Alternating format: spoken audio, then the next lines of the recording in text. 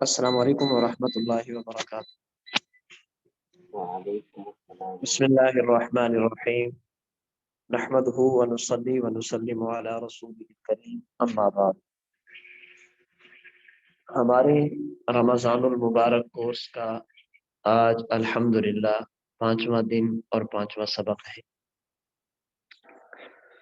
آج کے سبق میں سب سے پہلی چیز رمضان المبارک کے جو 3 عشرے ہیں، حدیث مبارک کی حیثیت سے ان 3 عشروں کی خصوصی اہمیت اور فضیلت۔ ویسے تو رمضان المبارک سارا کا سارا اللہ تعالیٰ کی طرف سے رحمتیں، مغفرتیں، برکتیں اور جنت کے پروانے، جہنم سے آزادی کی نعمت لے کر ہمارے پاس آتا ہے، لیکن رسول اللہ صلی اللہ علیہ وسلم کے مبارک فرمان کے مطابق رمضان المبارک کے پہلے عشرے میں رحمت کا غلبہ ہوتا ہے، دوسرے عشرہ میں مغفرت کا غلبہ ہوتا ہے، اور آخری عشرہ میں جہنم سے آزادی کا غلبہ ہوتا ہے۔ اس کا معنی ہرگز یہ نہیں ہے کہ پہلے عشرے میں صرف رحمت ہوتی ہے، مغفرت اور جہنم سے آزادی نہیں ہوتی۔ دوسرے عشرے میں صرف مغفرت ہوتی ہے، رحمت اور جہنم سے آزادی نہیں ہوتی۔ آخری عشرہ میں صرف جہنم سے آزادی ہوتی ہے، رحمت اور مغفرت نہیں ہوتی۔ اس کا معنی ہرگز یہ نہیں۔ رمضان المبارک سارا کا سارا رحمت والا، مغفرت والا، جہنم سے آزادی والا ہے۔ ہاں البتہ پہلے عشرہ میں رحمت خدا بندی کا غلبہ ہوتا ہے، دوسرے عشرہ میں مغفرت خدا بندی کا غلبہ ہوتا ہے، اور آخری عشرہ میں جہنم سے آزاد کرنے کا اللہ تعالیٰ کی طرف سے اس صفت کا غلبہ ہوتا ہے۔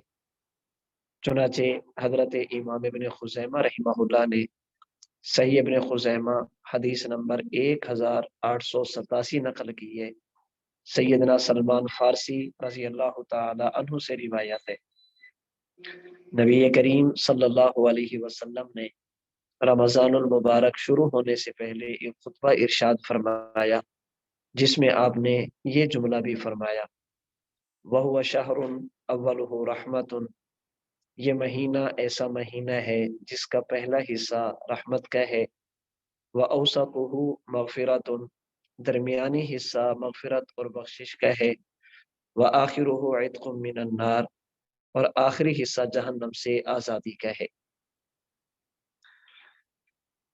چونکہ اس حدیث مبارک میں رمضان المبارک کے 3 عشروں کو مختلف جہت سے تقسیم کیا گیا ہے، اس لیے ہمارے حضرات نے امت کی سہولت کے لیے یہ بات نقل کی ہے کہ رمضان المبارک کے پہلے عشرہ میں ایسی دعا کثرت کے ساتھ مانگی جائے جس میں رحمت خدا بندی کا بندہ اللہ سے مطالبہ کرے، اور دوسرے عشرہ میں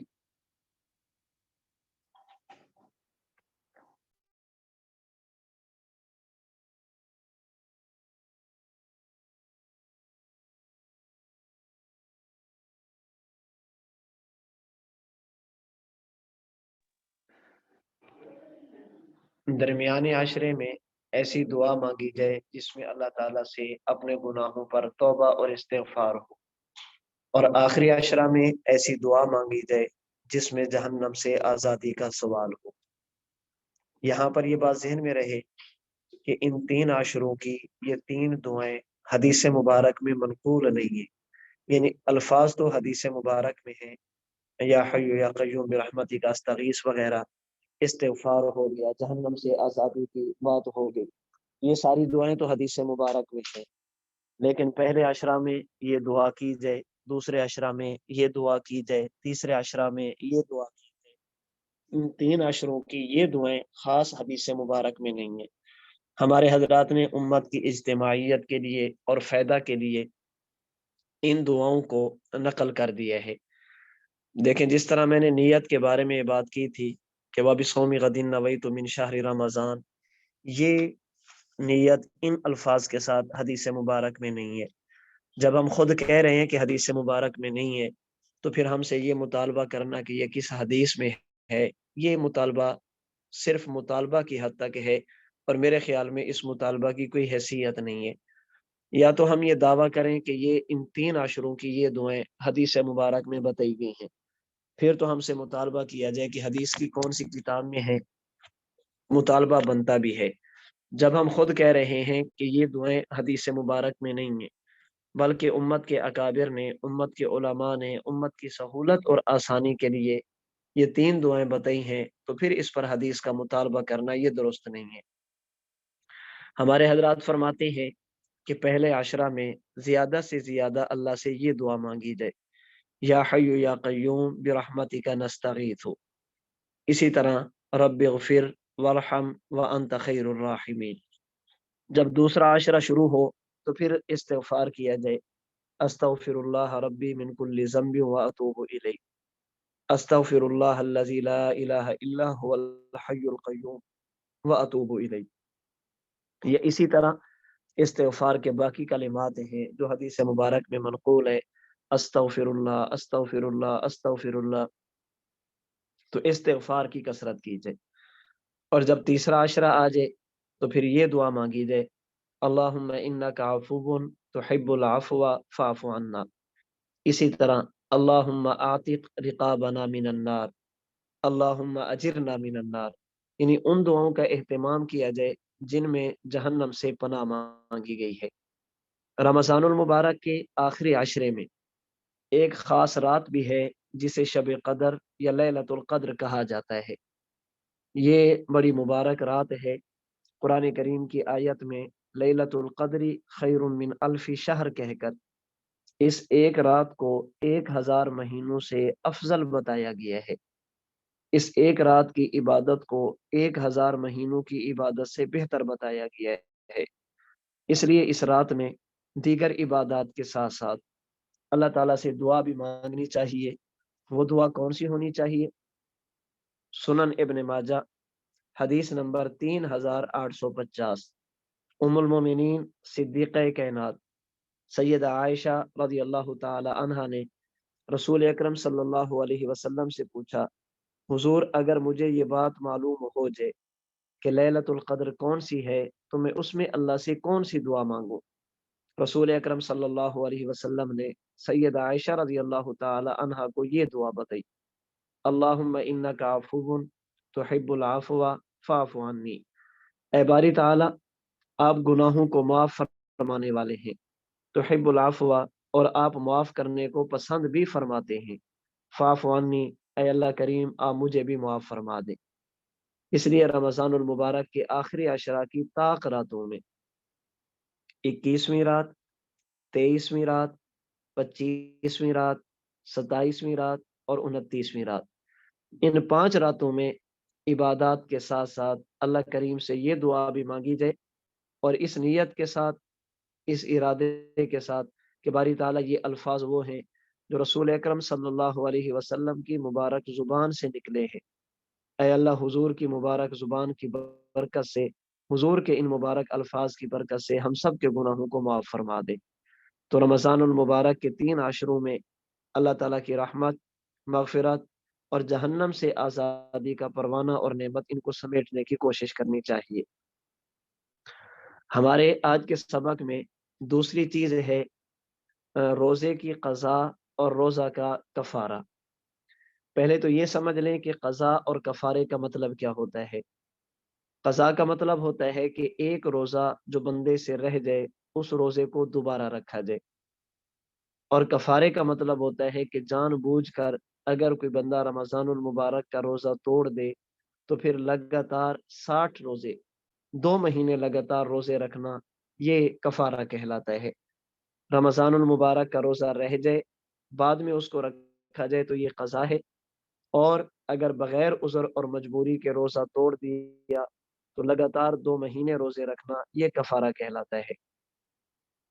قرآن کریم میں اللہ تعالیٰ فرماتے ہیں، یا ایہا الذین آمنوا کتب علیکم الصیام کما کتب علی الذین من قبلکم لعلکم تتقون۔ اے ایمان والو، تم پر روزے فرض ہیں جیسے تم سے پہلے لوگوں پر روزے فرض تھے، اور اس روزے کی فرضیت کا مقصد تمہیں متقی بنانا ہے، تقوی کی نعمت تمہیں دینی ہے۔ ایام معدودات، اور یہ رمضان المبارک یہ گنتی کے چند دن ہیں اس کے. فمن کان منکم مریضا، اگر کوئی مسلمان بیمار ہو اور روزہ نہ رکھ سکے، او علی سفر، یا مسافر ہو اور سفر کی وجہ سے روزہ نہ رکھ سکے، فعدۃ من ایام اخر، تو پھر ان کی قضا دوسرے دنوں میں کرے. یہاں پر قضا کا حکم دیا گیا ہے. اگر کوئی بندہ کسی وجہ سے رمضان المبارک کا روزہ نہ رکھ سکے تو پھر رمضان المبارک گزرنے کے بعد اس روزے کی قضا کرے گا. اگر رمضان المبارک میں کسی بندے کے روزے ایک سے زیادہ رہ گئے، سفر کی وجہ سے 2-3 روزے رہ گئے، بیماری کی وجہ سے 5-7 روزے رہ گئے، تو جب رمضان المبارک ختم ہو جائے ان رمضان المبارک کے روزوں کی قضا مسلسل رکھنا ضروری نہیں ہے، لگاتار ضروری نہیں ہے، بلکہ ایک ایک کر کے بھی رکھ سکتا ہے. ایک رکھ دیا پھر چھوڑ دیا، پھر ایک رکھ دیا پھر چھوڑ دیا. لگاتار رکھنا چاہے تو رکھ سکتا ہے، اور اگر وقفے وقفے سے 1-2 چھوڑ کر 5-7 چھوڑ کر پھر رکھنا چاہے تو اس کی اجازت بھی موجود ہے. ہاں البتہ جو کفارے کے روزے ہیں وہ مسلسل اور لگاتار رکھنے ضروری ہے. 60 روزے رکھے جائیں گے اور بغیر کسی وقفے کے، بغیر کسی ناغہ کے، بغیر کسی چھٹی کے، یہ لگاتار پے در پے اور مسلسل رکھے جائیں گے. اگر کسی بندے نے کفارے کے روزے رکھتے ہوئے درمیان میں ایک روزہ بھی چھوڑ دیا تو پھر نئے سرے سے شروع کرے گا. کفارے کے روزے شروع کیے، 40 روزے رکھنے کے بعد ایک چھوڑ دیا، تو اب یہ بندہ دوبارہ نئے سرے سے روزے رکھے گا. جو پہلے والے 40 ہیں وہ نفلی بن جائیں گے.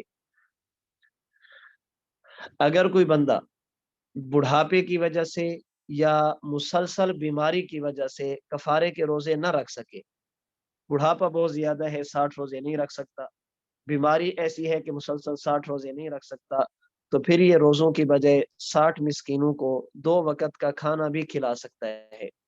کفارے میں نمبر 1 لگاتار روزے رکھنا، اور نمبر 2 60 مسکینوں کو مسلسل اور لگاتار یہ 2 وقت کا کھانا کھلانا ہے. اگر کسی بندے کے رمضان المبارک کے روزے یا روزہ رہ گیا، بعد میں قضا کرنی ہو، تو یہ رمضان المبارک کے روزے کی قضا خود کرے گا، کسی اور سے نہیں کرا سکتا. یہ نہیں کہہ سکتا کہ میں روزہ نہیں رکھ سکتا، آپ میری طرف سے روزہ رکھ لیں. رمضان المبارک کے روزے کی قضا جس کا روزہ رہ گیا ہے وہ خود رکھے گا، کسی اور سے روزہ نہیں رکھوا سکتے. اگر کسی بندے نے رمضان المبارک کا روزہ جان بوجھ کر چھوڑ دیا، جان بوجھ کر توڑ دیا، تو جان بوجھ کر روزہ توڑنے کی وجہ سے اس بندے پر قضا بھی لازم ہوگی اور کفارہ بھی لازم ہوگا.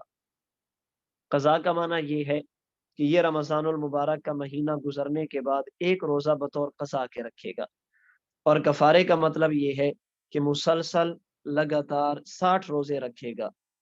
اگر روزہ رکھنے کی طاقت نہیں ہے، 60 روزے نہیں رکھ سکتا، تو پھر یہ 60 مسکینوں کو 2 وقت کا کھانا کھلائے گا، جو اس کے ذمہ میں لازم اور واجب ہوگا.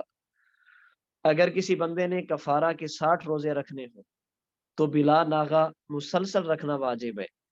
اگر درمیان میں کوئی روزہ چھوڑ دیا تو نئے سرے سے دوبارہ روزوں کا آغاز کرے گا، پہلے روزوں کا اعتبار نہیں ہوگا. اگر کسی بندے نے کفارے کے روزے رکھنے شروع کیے، 2 4 5 7 10 روزے رکھے، درمیان میں بیماری آ گئی، بیماری کی وجہ سے روزہ چھوڑ دیا، تو اب اس بندے کے لیے دوبارہ نئے سرے سے کفارے کے روزے رکھنا ضروری ہوں گے. بیماری کی وجہ سے بھی اگر روزہ رہ جائے تو اس کا اعتبار نہیں ہوگا، بلکہ یہ بندہ نئے سرے سے دوبارہ کفارے کے روزے رکھے گا. اگر کوئی عورت ہے، اس نے روزہ جان بوجھ کر توڑ دیا، اب اس نے کفارے کے روزے رکھنے شروع کیے، درمیان میں حیض آ گیا، اس کی ماہواری کے دن شروع ہو گئے، خون آنا شروع ہو گیا، تو بیماری کی وجہ سے، ایام حیض کی وجہ سے جو روزے رہ جائیں گے وہ ناغہ ہوگا، وہ معاف ہوگا. جو ہی حیض ختم ہوگا، حیض ختم ہونے کے فوراً بعد یہ عورت بقیہ روزے رکھنا شروع کرے گی. مثال کے طور پر اس عورت نے رمضان المبارک میں روزہ جان بوجھ کے توڑ دیا، بعد میں کفارہ کے روزے رکھنے شروع کیے، 20 روزے رکھے تھے، 20 روزوں کے بعد اس کو حیض آ گیا، تو 4 دن 5 دن 7 دن حیض کا خون چلتا رہا، یہ روزے نہیں رکھے گی. جو ہی یہ عورت حیض سے پاک ہوگی تو یہ 21 سے دوبارہ شروع کرے گی، جو بقیہ 40 روزے اس کے ذمے ہیں وہ روزے رکھے گی تو اس کا کفارہ ادا ہو جائے گا۔ اگر کسی خاتون نے کفارہ کے روزے رکھنے شروع کر دیے، درمیان میں ولادت ہوگی، بچہ پیدا ہو گیا، نفاس کا خون شروع ہو گیا، اب یہ عورت ان دنوں میں روزے تو نہیں رکھتی، جب اس کے نفاس کے دن ختم ہوں گے، خون ختم ہوگا، یہ عورت پاک ہوگی تو یہ نئے سرے سے روزے رکھے گی۔ نفاس کی وجہ سے جو روزے رہ گئے ہیں، درمیان میں ناغا آ گیا ہے، وہ ایسے سمجھا جائے گا کہ پہلے والے روزے ختم ہو گئے۔ اگر کفارے کے روزوں کے دوران حیض آ جائے، وہ معاف ہوگا، ناغے کی وجہ سے نئے سرے سے روزے رکھنے ضروری نہیں ہوں گے۔ اور اگر کسی عورت کو نفاس آ جائے، بچے کی ولادت کے بعد کا خون شروع ہو جائے، تو پہلے والے روزے وہ کل عدم ہو جائیں گے، ختم ہو جائیں گے، اب نئے سرے سے روزہ رکھنے ضروری ہوں گے۔ یہ حیض اور نفاس میں فرق کی وجہ، حیض ایسا ایک خون ہے جس سے بچنا عورت کے بس میں نہیں ہے، اس کے بغیر عورت روزے رکھ ہی نہیں سکتی، اس نے ہر مہینے آنا ہے۔ جبکہ نفاس ایسا ہے جس سے ہٹ کر روزے رکھنا عورت کے اختیار میں ہے۔ مثال کے طور پر ایک عورت کو پتہ ہے کہ 1 مہینے بعد میرے ہاں بچے کی ولادت ہونی ہے، تو یہ عورت روزے شروع ہی نہ کرتی، اس لیے کہ اس نفاس نے پورا سال تو نہیں رہنا، اس نفاس نے ہر مہینے میں نہیں آنا، جبکہ حیض کے خون نے ہر مہینے میں آنا ہے، اس سے بچنا عورت کے بس میں نہیں ہے۔ جبکہ نفاس کے دن سے ہٹ کر عورت کے لیے روزوں کا کفارہ ادا کرنا یہ اس کے بس میں ہے۔ اسے پتہ ہے کہ 1 مہینے بعد، 15 دن بعد، 20 دنوں بعد میرے ہاں بچے کی ولادت ہوگی، تو یہ شروع ہی نہ کرتی، شروع ہی نفاس کے بعد کرتی، چونکہ نفاس سے ہٹ کر اس عورت کے پاس اتنے دن بچتے ہیں کہ وہ روزے رکھ سکتی ہے اور 60 کی گنتی پوری کر سکتی ہے۔ اس لیے اگر دوران کفارہ اس عورت کو نفاس کا خون آ گیا تو پہلے والے روزے ختم ہو جائیں گے، یہ نئے سرے سے روزے رکھے گی۔ اور اگر حیض کی وجہ سے کسی عورت کے روزے رہ گئے تو وہ نئے سرے سے روزے نہیں رکھے گی، بلکہ وہ انہی روزوں کو آگے لے کر پھر دوبارہ چلے گی۔ اگر کسی بندے کے ذمہ رمضان المبارک میں 1 سے زائد کفارے ہو، ایک بندے نے 1 روزہ توڑا، 2 روزے رکھ کے پھر روزہ توڑ دیا، 2-4 روزے اس نے ایک ہی رمضان میں توڑ دیے، اگر کسی بندے پر رمضان میں کئی کفارے لازم ہوں تو سب کا کفارہ ایک ہوگا، ہاں البتہ قضا وہ ہر ایک کی الگ الگ ہوگی۔ کسی بندے نے 5واں روزہ توڑ دیا، پھر 4 دن روزہ رکھا، 10واں پھر توڑ دیا، 2 دن روزہ رکھا، 13واں پھر توڑ دیا، اس پر 3 کفارے لازم ہیں۔ لیکن یہ جب رمضان گزرے گا تو یہ کفارے کے طور پر 6 ماہ روزے نہیں رکھے گا، بلکہ 2 ماہ یعنی 60 روزے ہی رکھے گا۔ ہاں البتہ چونکہ اس نے 3 روزے توڑ دیے ہیں تو رمضان المبارک گزرنے کے بعد جو قضا رکھے گا وہ 3 دنوں کی رکھے گا، قضا تینوں کی ہوگی، البتہ کفارہ صرف ایک کا ہوگا۔ کفارے کے بارے میں ایک مسئلہ یہ بھی سمجھ لیں کہ کفارہ اس بندے پر واجب ہوتا ہے جو رمضان المبارک کا روزہ توڑے اور جان بوجھ کر ایسی چیز کے ساتھ توڑے جو غذا یا دوا کے طور پر کھائی جاتی ہے، یا جان بوجھ کر اپنی بیوی یا کسی عورت سے ہم بستری کر لے۔ کوئی چیز جان بوجھ کر کھا لی، اب اس پر کفارہ لازم ہوگا، جان بوجھ کر پی لی، اب اس پر کفارہ لازم ہوگا، جان بوجھ کر جماع ہم بستری کر لی، اب اس پر کفارہ لازم ہوگا۔ کفارہ اسی صورت میں لازم ہوگا جب روزہ رمضان المبارک کا ہو، جان بوجھ کر توڑا جائے اور ایسی چیز سے توڑا جائے جو بطور غذا یا دوا کے طور پر کھائی جاتی ہے۔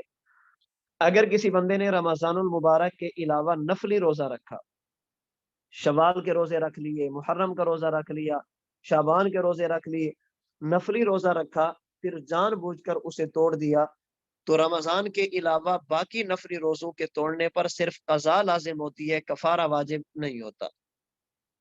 رمضان المبارک کا روزہ جان بوجھ کر توڑ دیا تو 60 مسلسل روزے کفارے کے اور 1 روزہ قضا کا الگ سے واجب ہوگا، یعنی یہ بندہ 61 روزے رکھے گا۔ تو یہ چند ایک مسائل ہیں جن کا تعلق قضا اور کفارے کے ساتھ ہے۔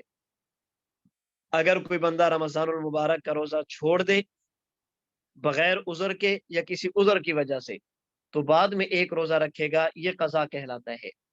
اور اگر کوئی بندہ رمضان المبارک کا روزہ جان بوجھ کر توڑ دے تو یہ بندہ پھر 60 روزے لگاتار بغیر ناغے کے مسلسل رکھے گا، اسے کفارہ کا روزہ کہا جاتا ہے۔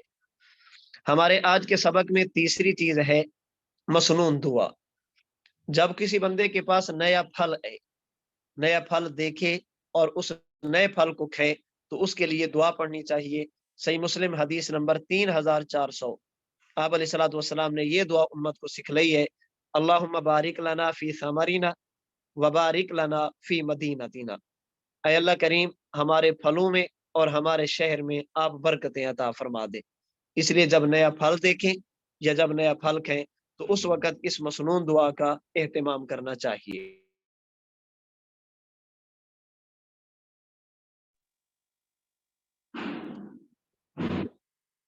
سبق نمبر 6، چھٹے سبق میں سب سے پہلی چیز ہے رمضان المبارک کی عبادات۔ رمضان المبارک یہ نیکیاں کمانے کا مہینہ ہے، عبادات کا سیزن ہے۔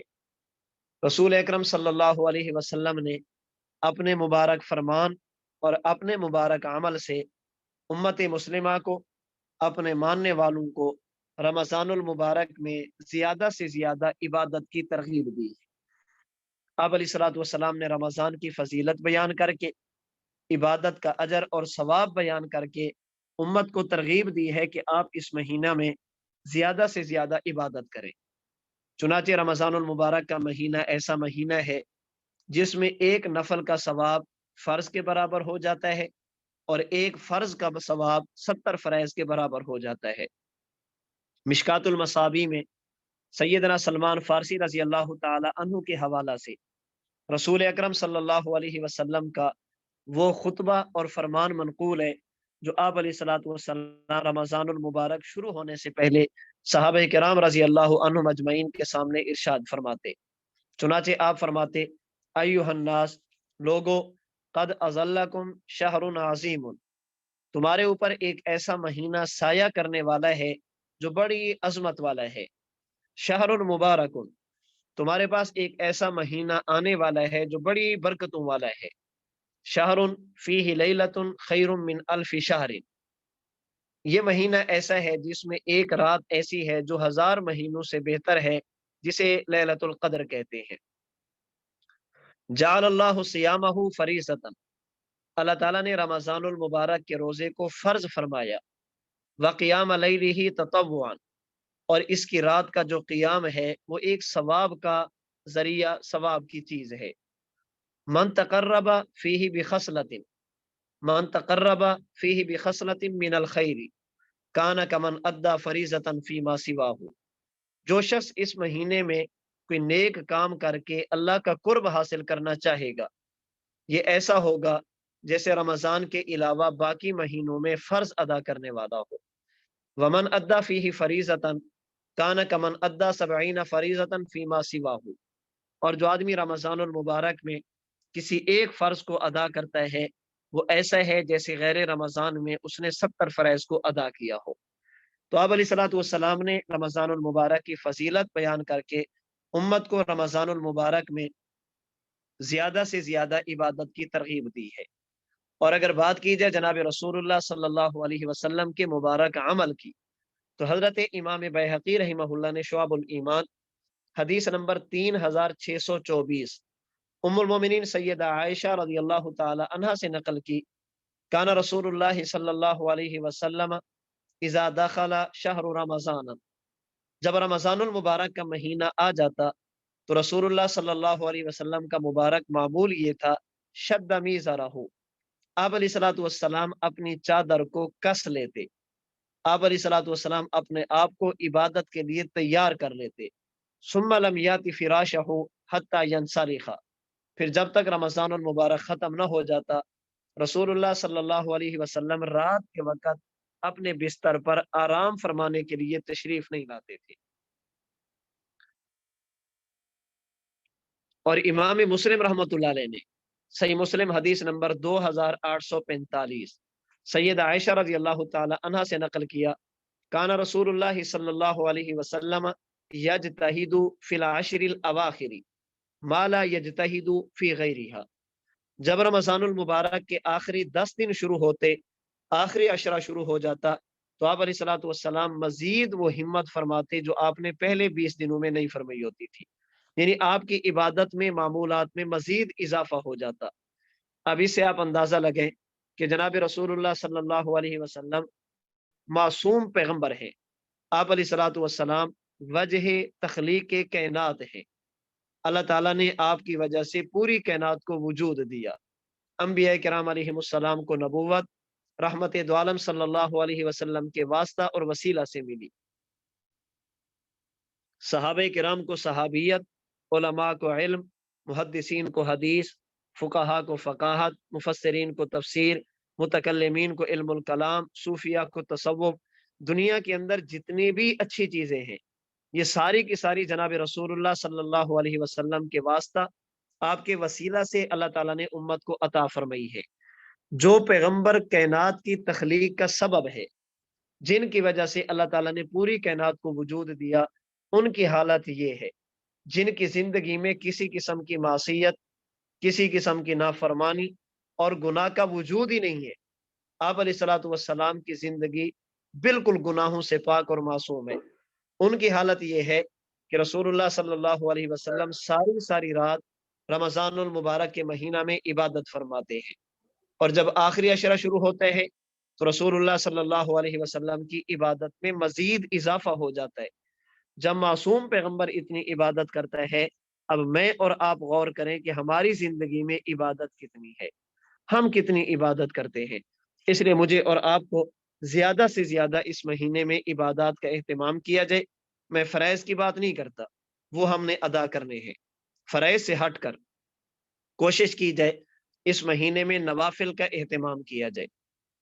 اس میں صبح سحری کے وقت تہجد پڑھنا بالکل آسان ہے، نماز اشراق ادا کریں، نماز اوابین ادا کریں، صلاۃ التسبیح ادا کریں، درود پاک، قرآن کریم کی تلاوت، استغفار، وہ چیزیں جو ہمارے ذمہ لازم نہیں ہے، نفلی عبادات کہلاتی ہیں۔ ہم اپنے شیڈول میں چند ایک عبادات ایسی طے کریں جن کا ہم کثرت کے ساتھ اہتمام کریں، اور پورے تسلسل کے ساتھ، یہ نہیں کہ آج زیادہ کر لی کل بالکل بھی نہ کی، بلکہ اپنا ایک شیڈول طے کر کے ہم ان عبادات کا اہتمام کریں۔ مجھے اس موقع پر بے حد خوشی ہوگی اگر آپ حضرات اپنے معمول مجھے میسج کر کے بتا دیں گے کہ الحمدللہ ہم اس مہینے میں ان عبادات کا اہتمام کر رہے ہیں، تاکہ اللہ کریم مجھے اور آپ کو اس مذاکرے کے برکت سے اللہ تعالیٰ مزید عبادات کی انشاءاللہ توفیق عطا فرمائیں گے۔ رمضان المبارک میں ایک مخصوص عبادت ہے روزہ۔ روزہ چونکہ عبادت ہے، عمل ہے، اور عبادت اور عمل یہ نیت کے ساتھ ہوتی ہے، بغیر نیت کے نہیں ہوتی۔ اس لیے رمضان المبارک کے روزے کی نیت کرنا یہ ضروری ہوگی۔ صرف بھوکا اور پیاسا رہنا اس کا نام روزہ نہیں ہے، بلکہ نیت کا وجود ضروری ہے۔ نیت اصل میں دل کے ارادے کا نام ہے، دل کے ارادے کا نام ہے۔ دل سے نیت کر لی کہ میرا روزہ ہے، بس کافی ہے۔ ہاں البتہ دل کی تسلی کے لیے زبان سے اظہار کرنا یہ غلط بھی نہیں ہے، اس پر میں تفسیر سے پہلے بات کر چکا ہوں کہ جناب رسول اللہ صلی اللہ علیہ وسلم اور آپ کے صحابہ کرام رضی اللہ عنہم اجمعین سے روزے کا اظہار، نیت کا اظہار زبان سے کرنا یہ بھی ثابت ہے۔ رمضان المبارک کے روزے کی نیت بہتر یہی ہے کہ صبح صادق سے پہلے پہلے کر لی جائے، جب تک سحری کا وقت ختم نہیں ہوتا اس سے پہلے پہلے روزے کی نیت کر لی جائے کہ میرا آج کا روزہ ہے، دل کی نیت ہو یا زبان سے اس کا اظہار ہو۔ اگر کسی بندے نے رمضان المبارک کے روزے کی نیت سحری کے وقت تک نہیں کی، کشمکش میں ہے کہ روزہ رکھتا ہوں یا نہیں رکھتا، یہ سحری کر رہے لیکن نیت نہیں کی، اب اگر اس بندے کا روزہ رکھنے کا ارادہ ہو تو پھر یہ بندہ نصف النہار سے پہلے پہلے روزے کی نیت کر سکتا ہے۔ شرط یہ ہے کہ اس دوران اس نے کھایا پیا کچھ بھی نہ ہو، کوئی بھی ایسا کام نہ کیا ہو جو روزے کے منافی ہو۔ مثال کے طور پر آج کل روزے کا وقت ختم ہوتا ہے ہمارے ہاں سرگودا میں تقریباً 4:40 پہ، اور افطاری کا وقت ہے تقریباً 6:30 کے لگ بھگ۔ اگر ہم یہ سارا وقت شامل کریں تو 14 گھنٹے تقریباً بنتے ہیں، کچھ وقت اوپر نیچے ہو جاتا ہے، تقریباً 14 گھنٹے اوسطاً یہ ہمارے روزے کا وقت ہے۔ تو 4 سے لے کر 11 تک یہ 7 گھنٹے بنتے ہیں، اور 11 سے لے کر 6 تک یہ 7 گھنٹے بنتے ہیں۔ تو دن کے 2 حصے کر لیں، اگر کوئی بندہ صبح صادق کے وقت روزے کی نیت نہیں کر سکا تو آدھا وقت گزرنے سے پہلے پہلے روزے کی نیت کر سکتے، یعنی 11 بجے تک روزے کی نیت کر لے تو اس کا اعتبار ہوگا، اس کے بعد رمضان المبارک کے روزے کی نیت نہیں ہو سکتی۔ یہ تو ہے رمضان کا روزہ۔ اگر کسی بندے نے رمضان سے ہٹ کر قضا روزہ رکھنا ہے یا نظر غیر معین کا روزہ رکھنا ہے، نظر غیر معین کا معنی یہ کہ اس نے دن متعین نہیں کیا، اگر میرا یہ کام ہو گیا تو فلاں دن روزہ میرا یہ دن کام ہو گیا تو روزہ رکھوں گا، اسے کہتے ہیں نظر غیر معین۔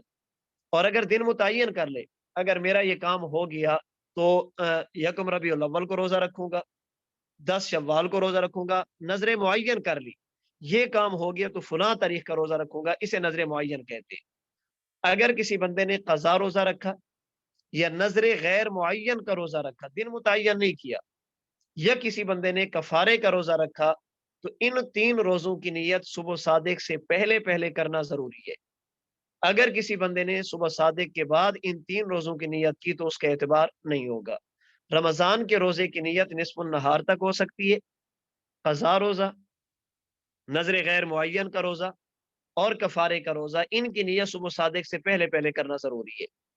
اگر کسی بندے نے نفلی روزہ رکھنا ہے یا نظر کا روزہ ہے اور نظر معین ہے اور ادائے رمضان ہے، جیسے رمضان کے دن چل رہے ہیں، ان کی نیت اگر صبح صادق تک نہ کی تو نصف النہار تک کی جا سکتی ہے۔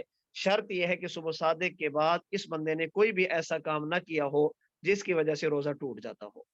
پھر سمجھ لیں، رمضان المبارک کا ادا روزہ، نفلی روزہ اور نظر معین کا روزہ، ان کی نیت صبح صادق سے پہلے کرنا افضل ہے، اور اگر نہ کر سکے تو آدھا وقت گزرنے سے پہلے پہلے تک نیت کی جا سکتی ہے۔ رمضان کا قضا، کفارے کا روزہ اور نظر غیر معین کا روزہ، ان کی نیت صبح صادق سے پہلے پہلے ضروری ہوگی، اس کے بعد اس کی نیت کرنا یہ ٹھیک نہیں ہوگا۔ چند ایک مسائل ایسے ہیں جن کو آپ سمجھ لیں، جن کی وجہ سے بندے کا روزہ نہیں ٹوٹتا۔ اگر کوئی بندہ روزے کی حالت میں بھول کر کھا لے یا بھول کر پی لے تو اس بھول کر کھانے اور پینے کی وجہ سے روزہ نہیں ٹوٹے گا۔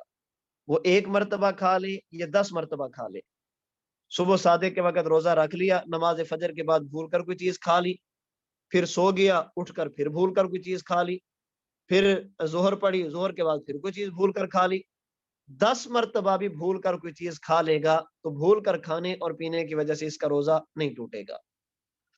اگر کسی بندے کو آپ نے دیکھا کہ اس کا روزہ ہے، وہ بھول کر کوئی چیز کھا رہا ہے یا بھول کر کوئی چیز پی رہا ہے، اب آپ نے اس بندے کی حالت دیکھنی ہے۔ اگر اس بندے میں اتنی استطاعت اور طاقت ہے کہ اگر آپ نے اس کو بتا دیا، اس نے کھانا پینا چھوڑ دیا تو اس کو تکلیف نہیں ہوگی، تو پھر آپ کے لیے ضروری ہے کہ آپ اس کو یاد دلا دیں، بھائی جان آپ کا روزہ ہے، لگتا ہے آپ بھول رہے ہیں۔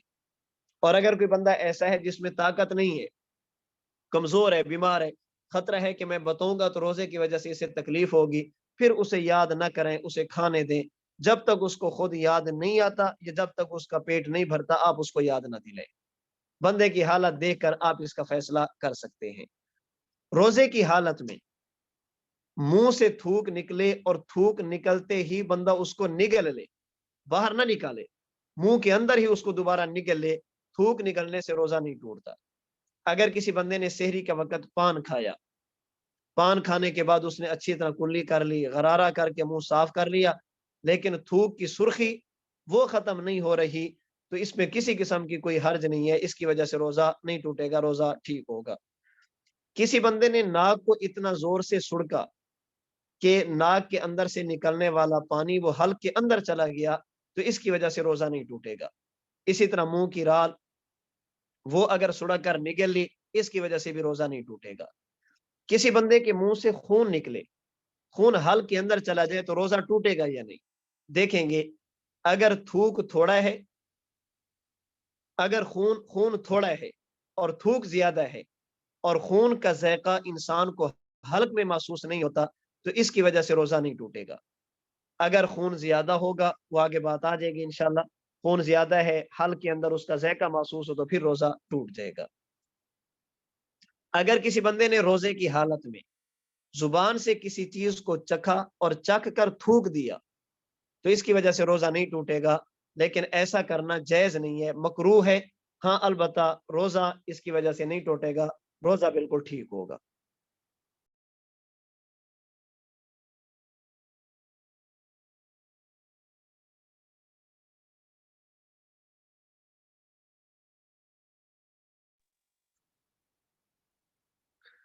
اگر کسی عورت کا شوہر بد مزاج ہے، تھوڑا سا نمک زیادہ ہو جائے تو ڈنڈا اٹھا لیتا ہے، اگر مرچ زیادہ ہو جائے تو اس کی ہڈی پسلی ایک کر دیتا ہے۔ عورت کو خطرہ ہو، اگر سالن میں نمک تیز ہو گیا تو شوہر غصہ ہوگا، مجھے مارے گا، تو عورت کے لیے نمک چکھنا یہ جائز ہے، چکھے اور تھوک دے، اسے نگلے نہیں۔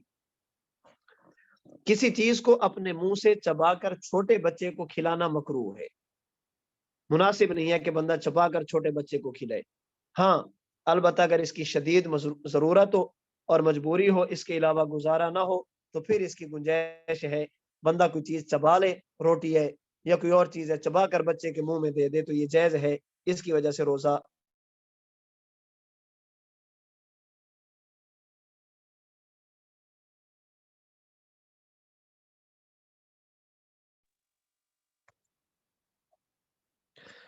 روزے کی حالت میں مسواک سے دانت صاف کرنا ٹھیک ہے، مسواک سوکھی ہو تب بھی ٹھیک ہے، تازہ ہو تب بھی ٹھیک ہے، اس کا ذائقہ منہ میں محسوس ہو تب بھی ٹھیک ہے، اس کی وجہ سے روزے پر کسی قسم کا اثر نہیں پڑے گا۔ روزے کی حالت میں خون دینا بھی جائز ہے، روزے کی حالت میں خون لینا بھی جائز ہے۔ کسی کو خون دینا پڑ جائے آپ خون دے سکتے ہیں، بیمار ہیں خون لگوانا پڑ جائے خون لگوا سکتے ہیں۔ اسی طرح روزے کی حالت میں انجیکشن لگوانا، ڈرپ لگوانا یہ بھی جائز ہے، ان کی وجہ سے روزہ نہیں ٹوٹے گا۔ خواتین کے لیے میک اپ کرنا، کریم لگانا، لوشن لگانا یہ جائز ہے، ان سے روزہ نہیں ٹوٹے گا۔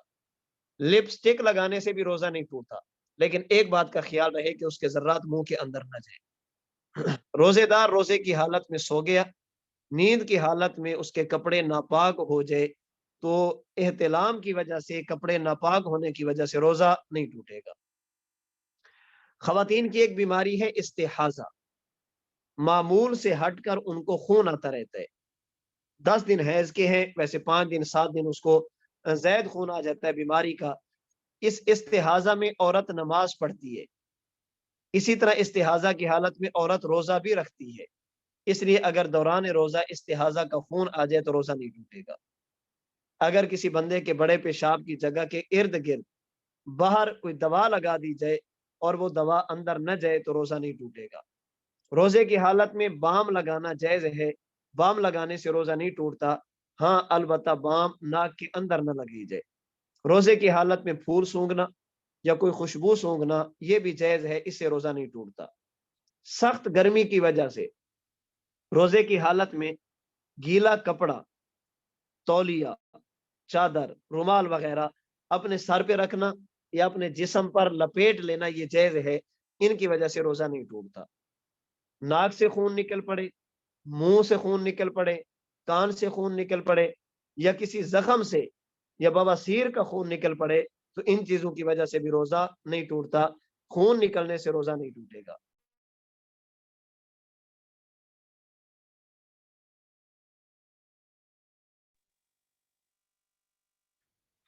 روزے کی حالت میں خلال کرنا درست ہے، آپ نے تیلی لے لی ہے، کوئی لکڑی لے لی اور دانت کا خلال کیا تو یہ جائز ہے، ہاں البتہ خلال کا جو دھاگا ہے وہ فلیور نہ ہو، اگر ایسا ہوا تو پھر خلال کرنا مکروہ ہوگا۔ روزے کی حالت میں تیراکی کرنا جائز ہے، آپ نہر میں نہاتے ہیں تیراکی کرتے ہیں، سوئمنگ پول میں نہاتے ہیں تیراکی کرتے ہیں، جائز ہے، لیکن اس میں ایک بات کا خیال رہے کہ ناک یا منہ کے ذریعے پانی اندر نہ جائے۔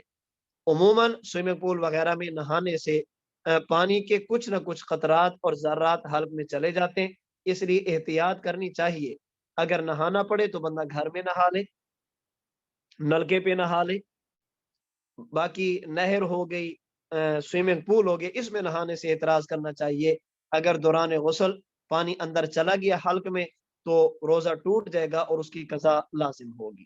روزے کی حالت میں غیر ضروری بال صاف کرنا جائز ہے، اس سے روزے پر کوئی فرق نہیں پڑتا، زیر ناف بال ہو گئے، زیر بغل بال ہو گئے، ان بالوں کو صاف کرنے کی اجازت ہے، اس کی وجہ سے روزہ نہیں ٹوٹتا۔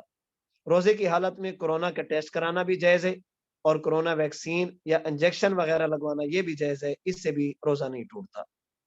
ہمارے اس چھٹے سبق کی تیسری چیز ہے مسنون دعا۔ اس میں بیت الخلاء جانے کی دعا اور بیت الخلاء سے نکلنے کی دعا۔ جب بیت الخلاء میں جانے لگے تو اپنا الٹا بایاں پاؤں بیت الخلاء کے اندر رکھیں اور یہ دعا پڑھیں، اللہم انی اعوذ بک من الخبث والخبائث۔ اور جب باہر نکلے تو اپنا دایاں پاؤں بیت الخلاء سے باہر رکھیں اور یہ دعا پڑھیں، الحمدللہ الذی اذھب عنی الاذی وعافانی۔ جب اندر جانے لگے تو جانے سے پہلے دعا پڑھیں، اور جب باہر نکلنے لگے تو باہر نکلنے کے بعد اس مسنون دعا کا اہتمام کریں۔ ہمارے آج کے سبق میں آخری چیز ہے قرآن کریم کی چند آیات کا خلاصہ۔ انشاءاللہ آج ہم قرآن کریم کی 5ویں سورت سورۃ المائدہ کا خلاصہ عرض کریں گے۔ سورۃ المائدہ یہ قرآن کریم کی 5ویں سورت ہے، جس میں اللہ تعالیٰ نے بہت سارے احکام ایسے بیان فرمائے ہیں جن کا تعلق حلت اور حرمت کے ساتھ ہے۔ اس کی ابتدا میں اللہ تعالیٰ نے اہل ایمان کو وعدہ پورا کرنے کا حکم دیا، یا ایھا الذین آمنوا اوفوا بالعقود۔ یہ وعدہ کون سا ہو سکتا ہے؟ یہ اللہ کی ذات سے بھی ہو سکتا ہے، عبادت کا، اللہ کے نبی کی ذات سے بھی ہو سکتا ہے، اطاعت کا، ایک مسلمان کا دوسرے مسلمان سے بھی ہو سکتا ہے، اس کی جان مال عزت کے تحفظ کا، اور ایک مسلمان کا خود اپنی ذات سے بھی ہو سکتا ہے، اس میں منت ہوگی، نظر ہوگی۔ ہم نے اللہ سے وعدہ کیا ہے عبادت کریں گے، ہمیں اس کو پورا کرنا ہے۔ حضور سے وعدہ ہے اطاعت کریں گے، اس وعدے کو پورا کیا جائے۔ مسلمان کا ایک مسلمان سے وعدہ ہوتا ہے کہ میری وجہ سے آپ کا مال، آپ کی جان، آپ کی عزت پر کسی قسم کا مسئلہ نہیں بنے گا، اس کو پورا کرنا چاہیے۔ اور منت کے اندر بندہ خود سے وعدہ کرتا ہے کہ میرا یہ کام ہو گیا تو یوں کروں گا، اسے بھی پورا کرنا چاہیے۔ اس کے بعد اللہ تعالیٰ نے چند ایک چیزوں کا ذکر کیا جن کا کھانا انسان کے لیے حلال نہیں ہے۔ اس میں مردار ہے، اس میں بہتا ہوا خون ہے، اس میں خنزیر ہے، غیر اللہ کے نام پر ذبح شدہ جانور ہے، خود گلا گھونٹنے سے مرنے والا جانور ہے، اسی طرح سخت کسی کو چوٹ لگی، چوٹ سے مر گیا، اوپر سے نیچے گر گیا، کسی کو ٹکر لگی گاڑی وغیرہ کی، وہ اس سے مر گیا، یا اسی طرح جس کو درندوں نے چیر پھاڑ کر ختم کر دیا، تو یہ جانور وہ ہیں جن کا کھانا جائز نہیں ہے۔ اس کے بعد اللہ تعالیٰ نے اہل ایمان کو عدل و انصاف کا حکم دیا آیت نمبر 8 میں، کہ کسی قوم کی عداوت کی وجہ سے، کسی قوم کی دشمنی کی وجہ سے عدل اور انصاف کا دامن ہاتھ سے نہیں چھوڑنا چاہیے۔ چونکہ فلاں میرا دشمن ہے، میں نے اس کے خلاف بات کرنی ہے، اگر اس کی بات ٹھیک ہو تو عداوت اور دشمنی کی وجہ سے انصاف کا دامن ہاتھ سے نہ چھوڑا جائے۔ پھر اللہ تعالیٰ نے آیت نمبر 27 میں سیدنا آدم علیہ نبینا علیہ الصلوۃ والسلام کے 2 بیٹوں کا واقعہ بیان فرمایا، جس میں ایک بیٹے قابیل نے اپنے سگے بھائی حابیل کو قتل کیا تھا، اور قتل کی بنیاد رکھی تھی، جس کی وجہ سے قیامت تک ہونے والے قتل کا گناہ بھی اس کے نام اعمال میں ڈالا جاتا رہے گا۔ اور اللہ تعالیٰ نے انسانی جان کی قدر و قیمت بیان فرمائی کہ من احیاہا فکأنما احیا الناس جمیعا، ایک انسان کو بچانا یہ پوری انسانیت کو بچانا ہے۔ اس کے بعد اللہ تعالیٰ نے تقوی کا حکم دیا، اور اللہ تعالیٰ نے اپنی ذات تک پہنچنے کے لیے وسیلے اور واسطے کو تلاش کرنے کا حکم دیا۔ پھر چند ایک حدود کا ذکر کیا، باغیوں کی سزا ہے، اگر چور چوری کرے تو اس کے ہاتھ کاٹے جائیں، یہ سزا اللہ تعالیٰ نے بیان فرمائی۔ چلتے چلتے آیت نمبر 54 میں اللہ تعالیٰ نے اہل ایمان کو فرمایا کہ تم، اس سے پہلے آیت نمبر 51 میں فرمایا کہ آپ غیر مسلم سے دوستی نہ رکھیں۔ ایک مسلمان کا قلبی یارانہ، قلبی دوستی مسلمان سے ہونی چاہیے۔ مسلمان کی قلبی دوستی کافر سے یہ جچتی نہیں ہے، اچھی نہیں لگتی۔ فرمایا آیت نمبر 54 میں فرمایا تم کافروں کی دوستی کو چھوڑو، اگر تم سارے کے سارے مرتد بھی ہو جاؤ، دین سے پھر بھی جاؤ، تب بھی دین کا نقصان نہیں ہوگا۔ کافروں کے ساتھ اٹھنے بیٹھنے میں دین کا نقصان نہیں ہوگا، تمہارا اپنا نقصان ہو جائے گا۔ اگر تم دین سے پھر جاؤ تب بھی دین کا نقصان نہیں ہے، دین تمہارا محتاج نہیں ہے۔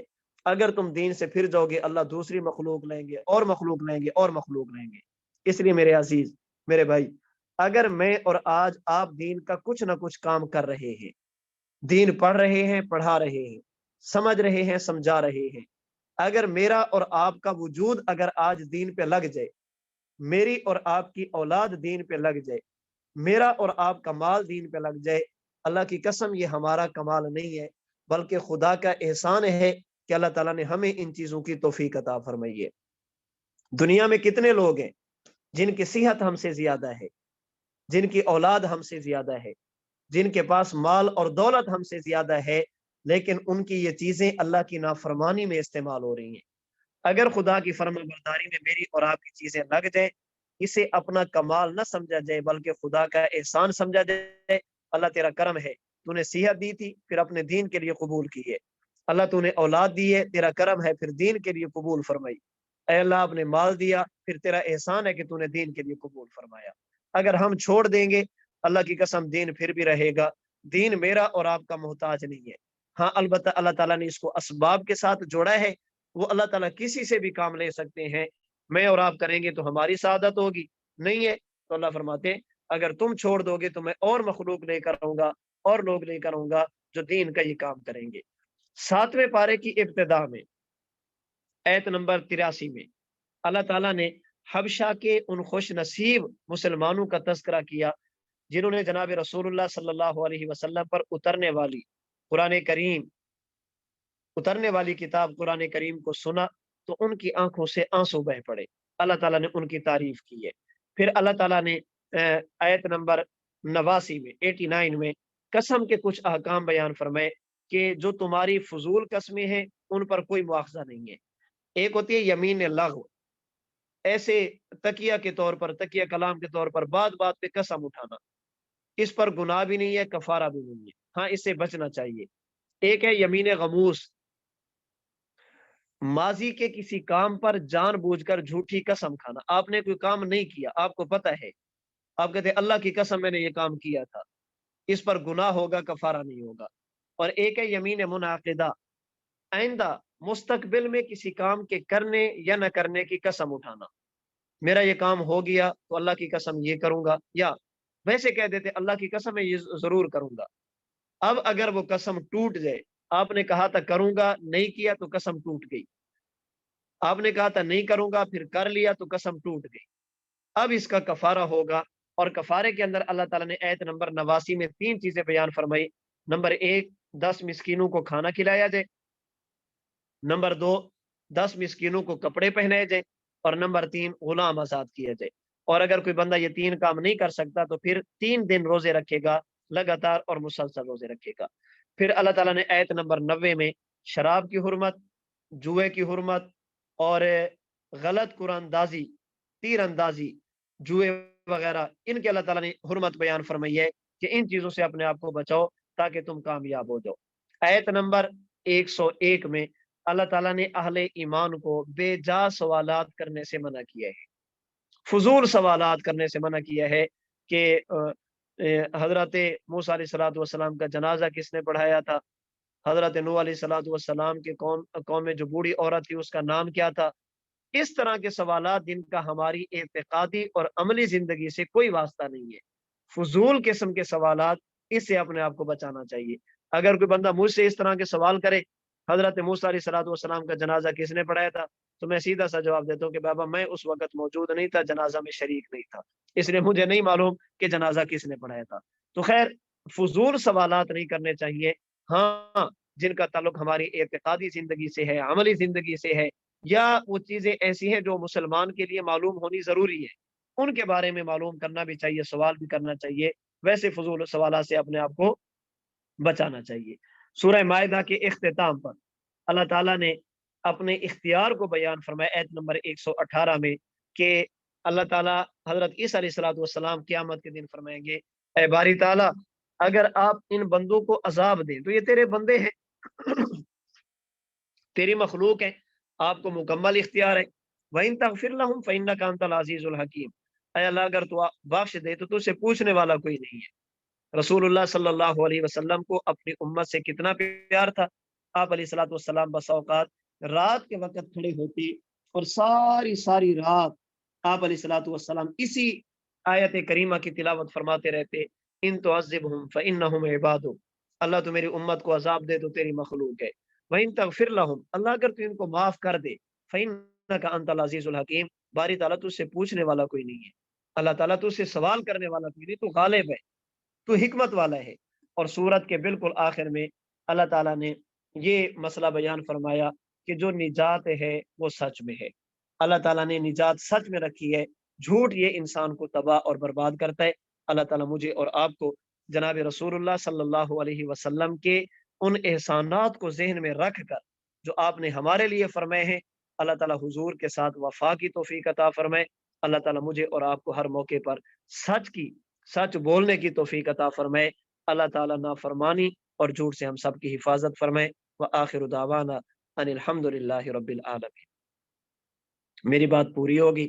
आप में से किसी साथी ने कोई बात पूछनी हो तो आप पूछ सकते हैं।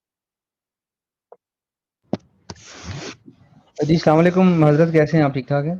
जी वालेकुम अस्सलाम व रहमतुल्लाह। सर देखें, शरह में शर्म नहीं है।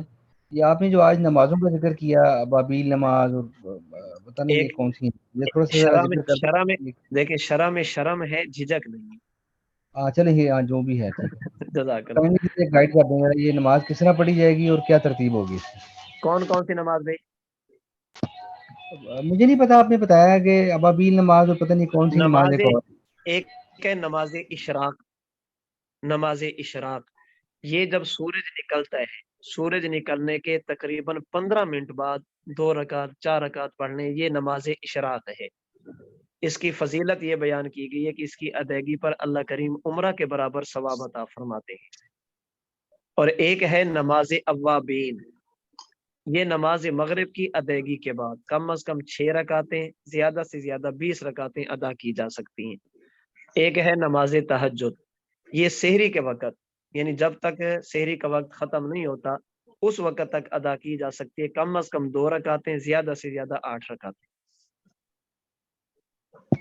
ये जो अबाबील है, अबाबील ये क्या, इसका मीनिंग क्या है और ये इसका क्या मतलब पढ़ने के क्या फ़ज़ाइल हैं इसके? अबाबील मैं तो समझता था ये आप ये कह रहे नमाज़ हैं। ये नमाज़ नफ़ली नमाज़ है, नफ़ली नमाज़ है। अब मेरे ज़हन में मुकम्मल नहीं है, शायद आगे कहीं आ जाएगा, नहीं तो जहाँ तक मुझे याद पड़ता है, नमाज़ अव्वाबीन की अदायगी पर अल्लाह करीम 12 साल की इबादत का अजर देते हैं। ये मगरिब के कितने मिनट बाद पढ़नी चाहिए सर? ये मगरिब के फ़ौरन बाद जो ही 6 आपने नंबर।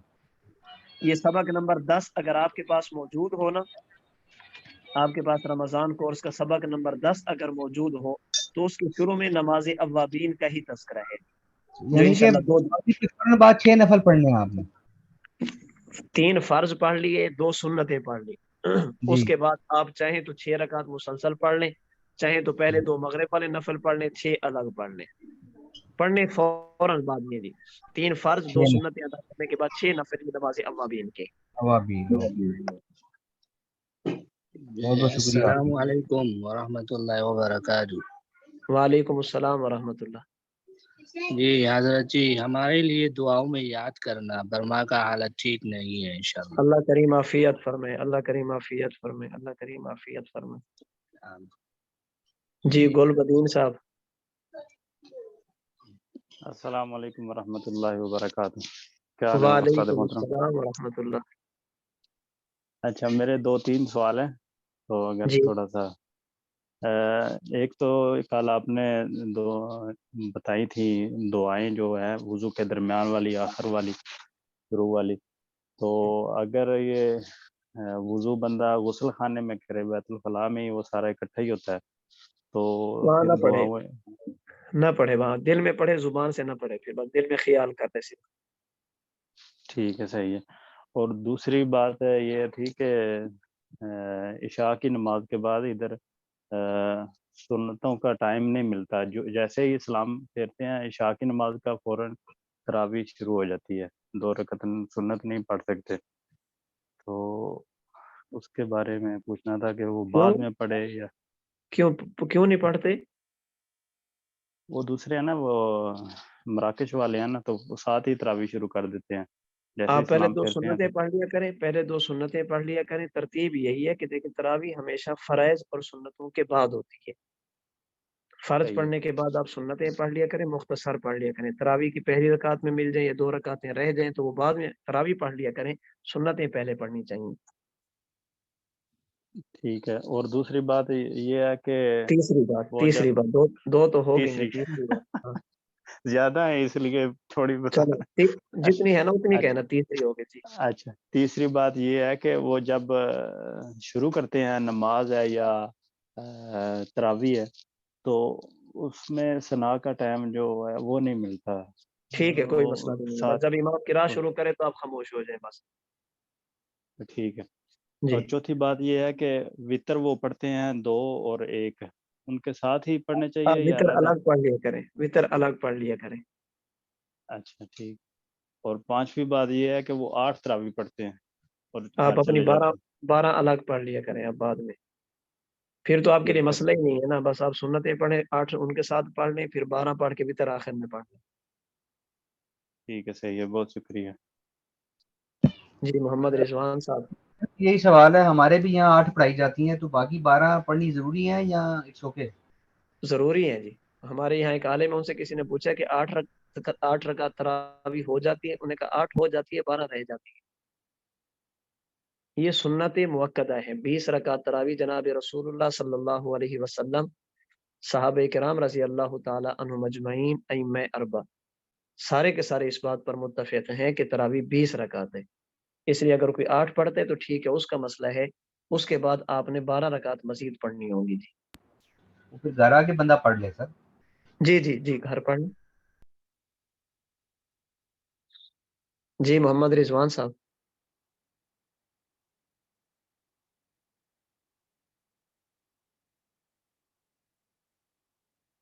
عبدالستار صاحب.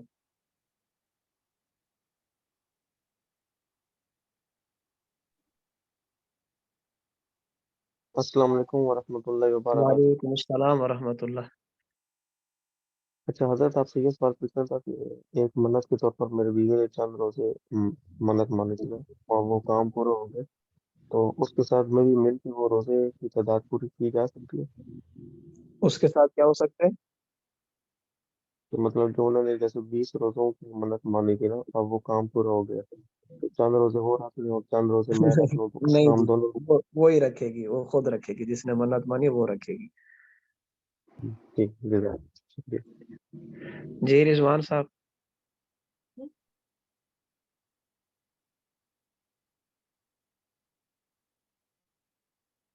محمد رضوان صاحب آپ اپنا مائک آن کریں اور بات کریں.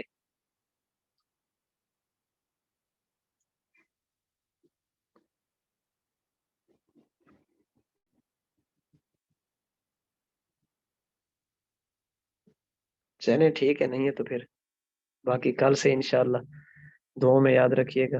السلام علیکم ورحمۃ اللہ وبرکاتہ.